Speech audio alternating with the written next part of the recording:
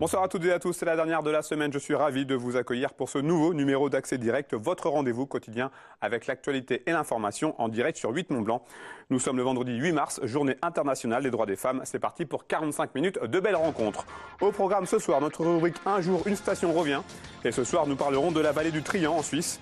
Le festival de la caricature de Saint-Jean-de-Sixte a lieu ce week-end dans les Aravis et je recevrai les deux cofondateurs de cet événement. Et comme chaque vendredi, l'agenda du week-end et vous verrez qu'une Camille peut en cacher une autre. Mais avant toutes ces réjouissances, j'ai le plaisir d'accueillir Victoria pour les titres du journal. Salut Victoria. Salut Sam. Alors, en ce mi-mars, on parlera évidemment des femmes ce soir. Oui, dans le journal, d'abord, on verra un reportage de Juliette Vincent-Seigné qui est allée à la rencontre d'une femme qui était la première dans un monde d'hommes, puisqu'il s'agit de la compagnie des bateaux du lac du Bourget. Et puis, il faut sauver l'église de Caige, en Savoie. L'église qui date du XVIIe siècle et qui a besoin de rénovation. Pour ces travaux estimés à un coût de 120 000 €, la commune a lancé une cagnotte en ligne. On verra également un reportage de Juliette Vincent-Seigné. Tu restes là Victoria, on enchaîne avec notre revue de presse et on commence avec le 8 mars, mais avec on va parler des hommes. Exactement, une information qui a retenu mon attention sur Marie-Claire. Marie-Claire qui lance un appel à allonger le congé paternité pour partager évidemment cette charge, cette réjouissance aussi d'accueillir un enfant. Et elle donne effectivement, la rédaction de Marie-Claire, la parole aux hommes. Elle s'est associée avec des hommes célèbres. On voit Marc-Olivier Fogiel, animateur sur RTL, qui a 2 enfants. Damien Veil, qui est le directeur général de Twitter France, qui a 3 enfants. On a aussi le journaliste Julien Bugier, qui est présentateur sur France 2, qui a 2 enfants. J'en passe. Ils soutiennent tous l'allongement du congé paternité. Il faut savoir qu'actuellement, il dure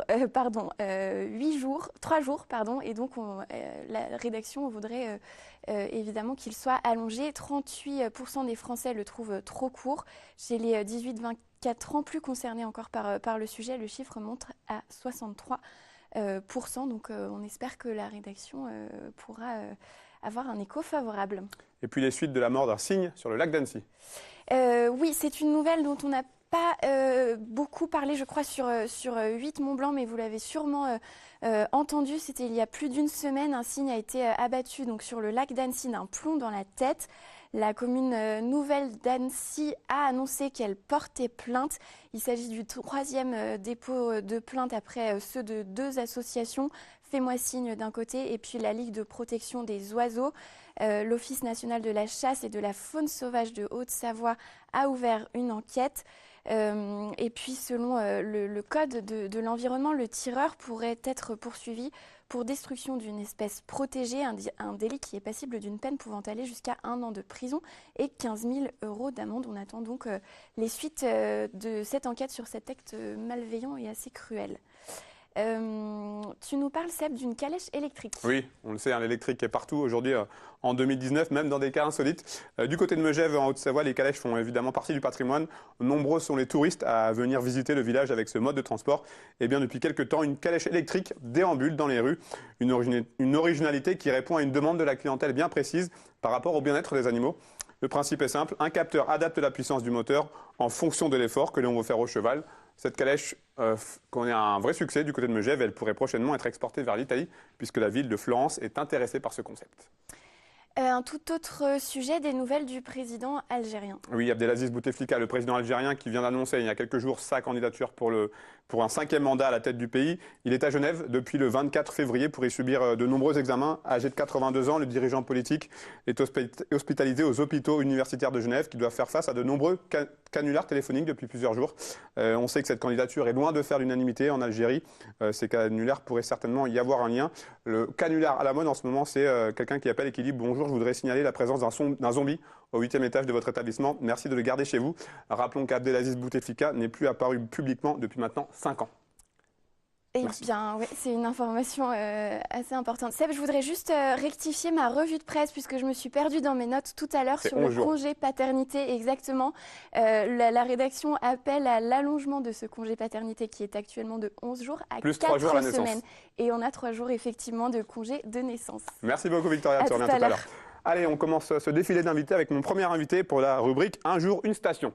Je vous en prie, Florian Pacienta. Bonjour. Bonsoir. Merci d'être là. Vous représentez la veille du Trien. Exactement. Première question toute simple. Oui. Est-ce que vous pouvez nous situer un petit peu cette vallée du Trien? Alors on est en Suisse, mais est-ce que vous pouvez nous la situer plus précisément?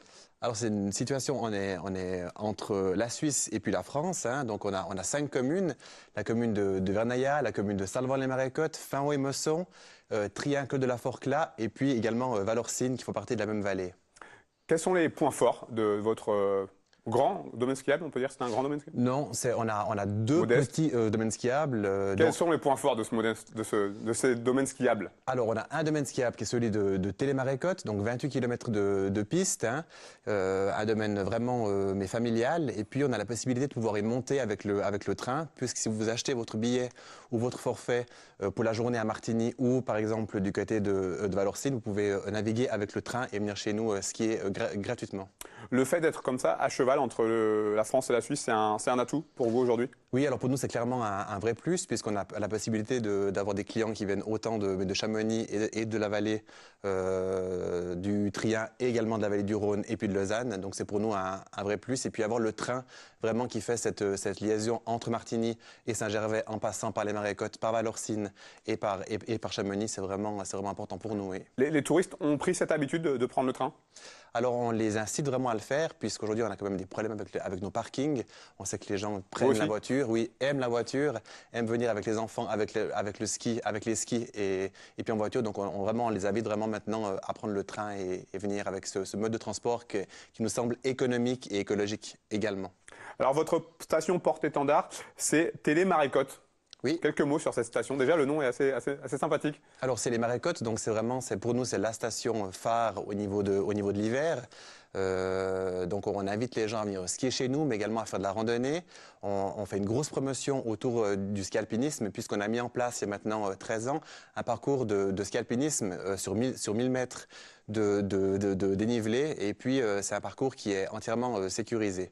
Et puis, on a également autour du domaine d'autres parcours à faire, mais qui, ceux-là, ne sont pas sécurisés. Et puis, on invite les clients à se munir d'un guide. Il est d'ailleurs inscrit sur votre site internet, quand on va sur le site, Paradis du ski et de la randonnée. Absolument.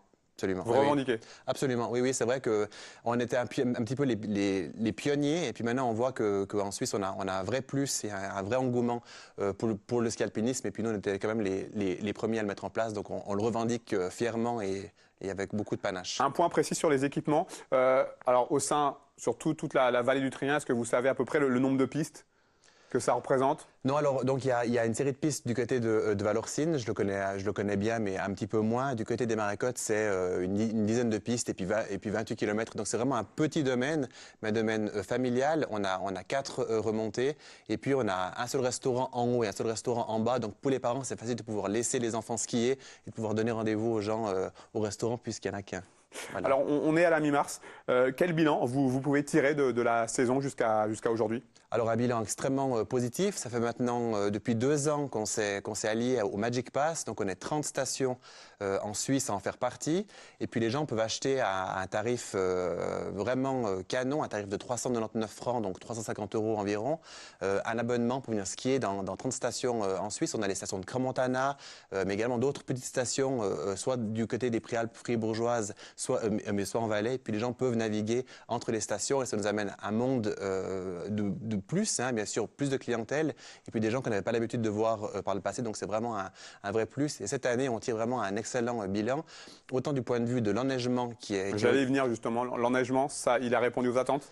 L'enneigement a répondu aux attentes. Ça a été un petit peu difficile en début de saison puisqu'il avait beaucoup plu juste avant les périodes de Noël. Mais on a pu ouvrir les 10 jours des vacances de Noël avec pas seulement de clientèle et puis quand même des belles journées. Et puis il y a quand même un vrai plus chez nous on n'a pas d'enneigement artificiel. Donc la neige est vraiment de qualité. Naturel. Absolument. Tout est naturel et il y en a vraiment un enneigement de qualité aux Marécottes. Quels sont les temps forts là? Vous finissez quand la saison? Quand est-ce que vous fermez? Alors, on finit la saison le 31 mars. Voilà, donc ce sera la fin de trois grosses semaines. Quels sont les gros temps forts à venir là, dans ces 3 semaines qui viennent? Donc il n'y a pas seulement de choses à faire. C'est vrai que chez nous, on met en avant pas seulement d'animation tout au long de l'année, et puis on a des choses tous les week-ends.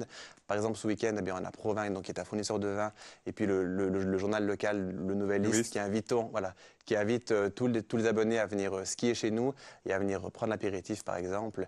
Mais on n'avait pas seulement de choses. On a organisé des compétitions de ski alpinisme, on a organisé un festival de musique, des bières sur la station, donc pas seulement de choses tout au long de l'année au Marécotte. Donc il y a beaucoup de choses à faire. Et puis, un plus aussi, c'est que, indépendamment de la station et de la montée mécanique, on a également un zoo qui est sur le bas des Marécottes. Donc, on invite vraiment la clientèle à pouvoir faire le matin, par exemple, le ski, et puis l'après-midi, venir avec les enfants au zoo. Pour nous, c'est vraiment complémentaire. Et justement, en parlant de ce zoo, nos téléspectateurs et téléspectateurs qui nous suivent, rendez-vous sur notre page Instagram pour gagner des places pour le saut et puis aussi des forfaits de ski. Exactement. Pour en revenir au bilan, Oui. alors vous nous l'avez dit, le bilan est très satisfaisant. Oui. Par rapport aux années précédentes, c'est aussi du positif. Oui, il est vrai que pendant quelques années, on avait des problèmes d'enneigement en début de saison. On avait ouvert un petit peu plus sur le tard. Donc cette année, ça n'a pas été le cas. Et puis on avait quand même pas seulement de week-ends qui étaient beaux, un bel enneigement. Donc vraiment, on tire un joli bilan actuellement. Mais on devra tirer le bilan le 31 mars, quand on aura tiré le trait final, bien sûr, au-dessous des chiffres. Est-ce que c'est facile pour un domaine comme le vôtre de cohabiter avec des grands domaines, des grandes stations, comme vous avez cité tout à l'heure, notamment Crans-Montana? Vous arrivez à tirer votre épingle du jeu? Alors oui, et on essaie de le faire, et je pense qu'on arrive à le faire. On a la clientèle pour tout. Je pense qu'on a des clients qui aiment aller à Megève, qui aiment aller à Chamonix, qui aiment aller à Crans-Montana, qui aiment aller à Verbier. Mais on a aussi une clientèle qui préfère venir skier dans des petites stations où je pense qu'on arrive quand même à tirer notre épingle du jeu et puis à séduire une clientèle familiale et une clientèle qui demande autre chose que des choses luxe. Voilà. Alors, on rappelle donc fermeture du domaine. Le 31 mars. 31 mars, exactement. Merci beaucoup, Florian, d'être venu depuis la Suisse voisine. Merci beaucoup. À bientôt, bonne fin de saison. Merci beaucoup. Allez, on passe à notre rubrique On sort. On va parler de caricature ce soir. Oui. On prend la direction des Aravis, je vous en prie. Frédéric Dexpert et Jacques Thomas, vous êtes tous les deux cofondateurs du Festival de la caricature de Saint-Jean-de-Sixte. Ok, bonjour. Ce festival qui commence ce samedi. Tout à fait, ce week-end-là. Oui. Question toute simple. Il vient d'où ce festival? Comment est-ce qu'il est né? Écoutez, il est né, c'est très simple, je vais vous expliquer. Donc, il y a facilement pas loin de 30 ans que je viens dans la région et j'ai des amis, donc.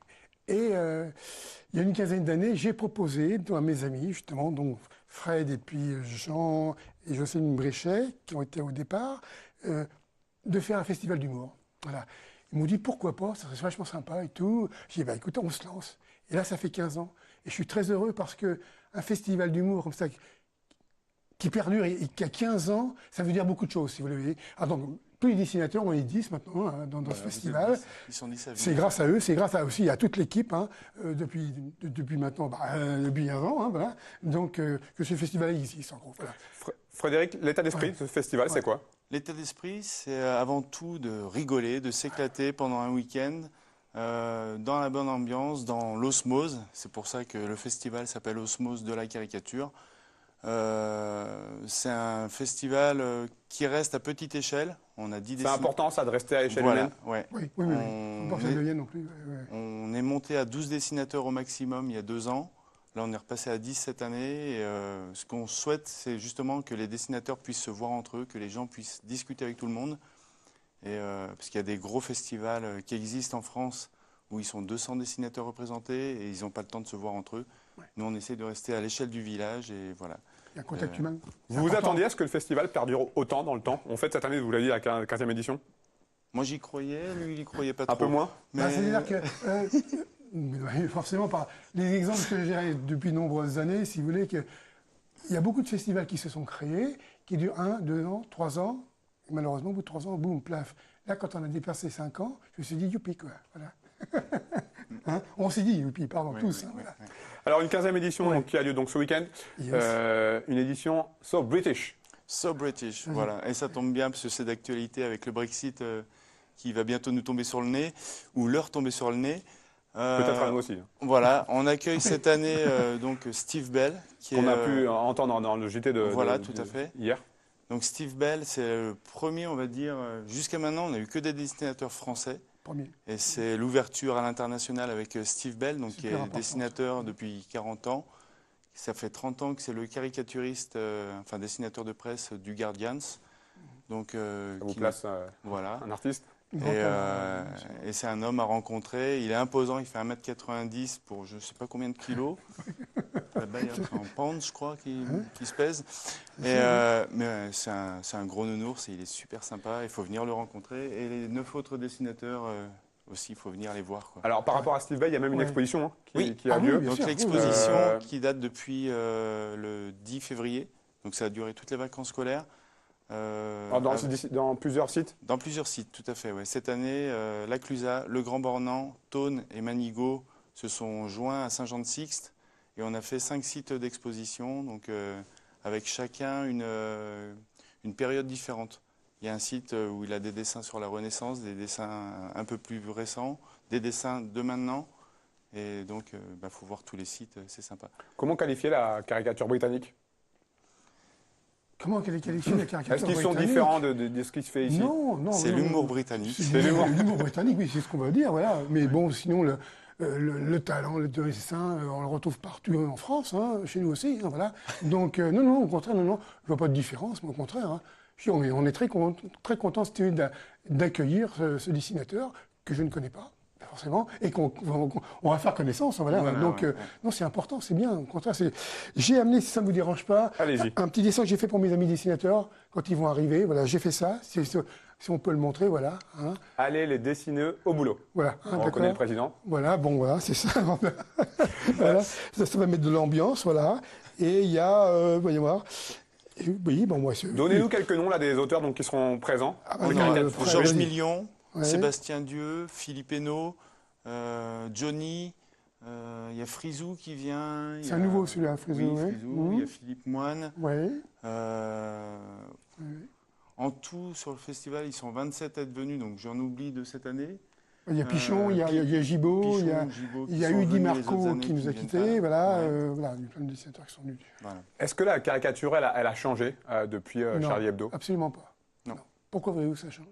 Je pose la question. Est-ce que vous, en tant que caricaturiste, vous avez eu l'impression d'avoir changé votre façon de travailler?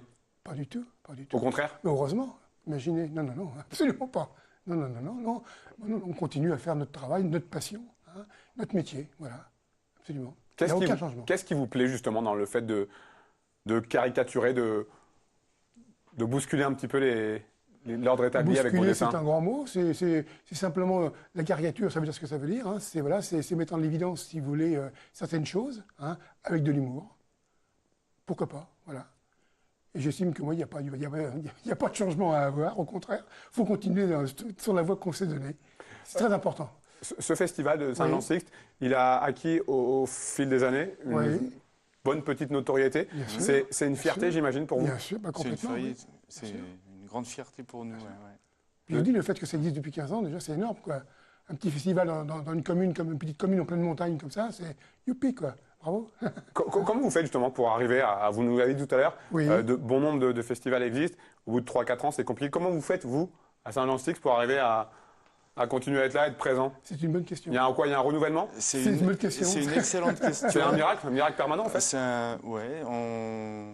Je pense depuis le début, on se débrouille avec des bouts de ficelle, un petit budget, on fait dormir les dessinateurs chez les habitants. Ça crée du lien. Il faut reconnaître que l'équipe qu'on a là, hein, depuis le départ, chapeau. Hein. Il y a à l'Office du tourisme, il y a Edith. Edith, il y a Jean Brichet et Jocelyne Brichet aussi, qui ont participé dès le départ et qui ont œuvré depuis 15 ans. Je suis un petit peu ému, mais ils ont œuvré depuis 15 ans d'une façon extraordinaire. Voilà, j'ai répondu à votre question. Il y a aussi les dessinateurs. Sans les dessinateurs, sans l'équipe et sans les dessinateurs, ben voilà, on ne serait pas là. Et donc, on a tous plus ou moins participé à la joie d'en arriver à 15 ans. Dernière question. Yes. C'est quoi un bon caricaturiste? Il n'y en a pas. C'est le contraire d'un mauvais, si vous voulez. Donc, est-ce que vous à ça hein? Voulez-vous que je fasse notre caricature en direct? On peut. Hein. Si vous avez... On peut le faire? Si vous avez le temps, on la montrera à la fin de la mission si vous avez le temps. Je vous laisse retourner en régie. On fait comme ça, d'accord? Si vous avez 6 minutes, On la ramène en fin d'émission. Même de nom, je peux la faire, il n'y a pas de problème. Hein. D'accord. Alors, ce qu'on va faire, on va se serrer la main avant, on ne sait jamais, d'accord? Je plaisante. Avec plaisir. Merci beaucoup, en tout cas. Merci beaucoup de nous recevoir. Bon festival. Merci, au revoir. Au revoir. Nous sommes vendredi, c'est l'heure de l'agenda du week-end avec ce soir notre nouvelle recrue, Camille Réollet. Salut Camille. Bonsoir.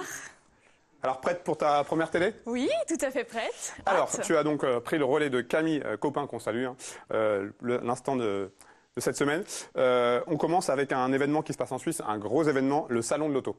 Oui, voilà, l'incontournable, comme chaque année, à Palexpo, du coup, à Genève, le 89e Salon de l'automobile. Il y aura environ 220 exposants, avec quelques 900 voitures exposées et quelques nouveautés cette année, avec notamment des modèles comme Audi, Aston Martin, Bugatti, qui vont exposer leurs nouvelles voitures, etc. Donc, le salon a ouvert jeudi 7 mars, c'est donc à découvrir dès maintenant. Et il ferme ses portes le 17 mars. Côté tarif, pour les adultes, c'est 16 francs suisses et pour les enfants et les retraités, 9 francs suisses. À noter aussi que si vous achetez votre billet sur place dès 16h, il y a une réduction de moins 50%. Non Ça négligeable. peut être sympa. Et à noter que ce week-end, le salon ouvre ses portes dès 19h et jusqu'à 20h, contrairement à la semaine où c'est de 10h à 20h. Toutes les informations sur le site palexpo.ch. On continue avec un autre salon, ça se passe du côté de La Roche-sur-Foron. Et oui, un salon sur les jardins, hein, c'est bientôt l'été, presque, donc ça se prête à préparer le jardin. C'est donc du coup à Roche Expo, à La Roche-sur-Foron. Et c'est ouvert depuis jeudi 7 mars et jusqu'au dimanche 10 mars.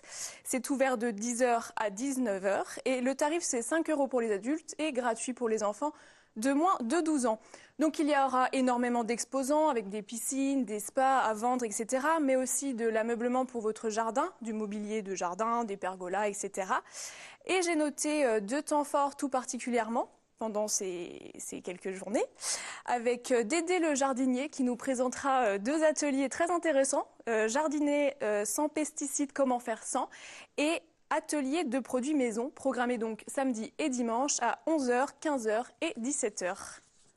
Un autre salon, avec cette fois-ci du bien-être. Oui, voilà, si vous avez passé une semaine chargée, que vous en avez marre, que vous avez besoin de vous relaxer, dans ce cas-là, ce sera du côté de la vallée du Gifre, à Mieuxy, à la salle socio-culturelle.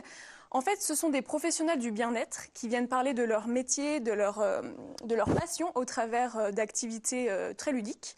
Donc l'entrée est libre et gratuite. Et j'ai noté également 2 temps forts particuliers. Donc samedi à 16h, il y a un atelier découverte de la sophrologie avec Lara.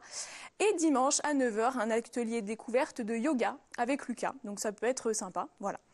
Et si vous voulez participer à n'importe quel atelier ou conférence, il faut s'inscrire au numéro 06 64 24 45 07 qui s'affiche en bas de votre écran. Pour toute autre information, eh bien, c'est sur le site internet du salon Bulle de Bien-être. On est le 8 mars, on pense aux femmes et ce week-end, quelques marches sont prévues, notamment une du côté d'Annecy. Voilà, tout à fait impossible de manquer cet événement aujourd'hui, la journée des droits de la femme. À cette occasion, le collectif Chez nous toutes 74 à Annecy a décidé de consacrer toute sa semaine à la cause des femmes et elles organisent une marche donc samedi à Annecy. Le départ se fait à l'esplanade de l'Hôtel de Ville à Annecy à 14h pour rejoindre le palais de justice. Rien à ajouter particulièrement, si ce n'est que tout le monde est le bienvenu et que la code couleur, c'est le violet. Voilà, toutes les informations sur la page Facebook pour nous toutes 74. Le tour du monde du côté de Chambéry au manège. Et oui, un petit peu de dépaysement ce week-end avec du coup le tour du monde, la 21e édition. Et comme vous le savez, à chaque fois, on met un pays à l'honneur. L'année dernière, c'était l'Inde. Et cette année, devinez lequel c'est, Sébastien 2 indices. Il fait froid et il y a beaucoup de neige. La Suède, en Scandinavie. Ça aurait pu, mais non. C'est le Canada qui est à l'honneur cette année. En fait, c'est plein de festivités autour des cultures du monde et une quarantaine de pays représentés. Donc, c'est sur 2 jours, aujourd'hui et demain. C'est une organisation faite par des étudiants. Ce soir, il y a à 20h le concert Les Sabots d'érable, qui peut être très sympa. Et un autre temps fort de la journée de samedi, de 15h à 17h, il y a une démonstration de sculpture sur glace. Et à 16h, une initiation au hockey. Donc toujours autour du thème du Canada. Et on va avoir un petit extrait de l'année dernière.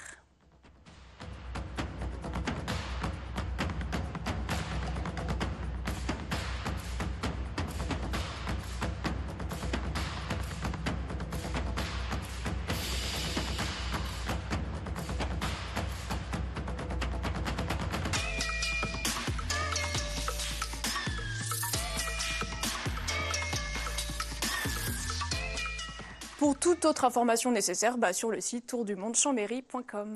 On termine avec un appel au don du sang extrêmement important. Voilà, c'est ça. C'est ni culturel ni du loisir cette fois, mais c'est tout aussi important. C'est l'appel au don du sang. Donc c'est au Centre culturel de Bonlieu à Annecy que se passe cet appel. En fait, c'est une collecte de sang un peu particulière cette fois-ci, puisque c'est en partenariat avec la Table ronde française. Et donc en fait, ce sont des chefs de restaurants renommés qui proposent plusieurs collations gourmandes réalisées par leurs soins pour chaque donneur de sang qui donnera son sang. Merci beaucoup Camille, bravo pour ta première télé. Merci. Allez, Victoire est de retour pour les titres du journal. Et dans ce journal du 8 mars, on parlera notamment des femmes avec un portrait signé Juliette Vincent-Seigné. Oui, elle est allée à la rencontre de la première femme pilote de bateau sur le lac du Bourget. On verra donc son reportage dans quelques instants. Et puis j'ai un trou de mémoire pour le deuxième.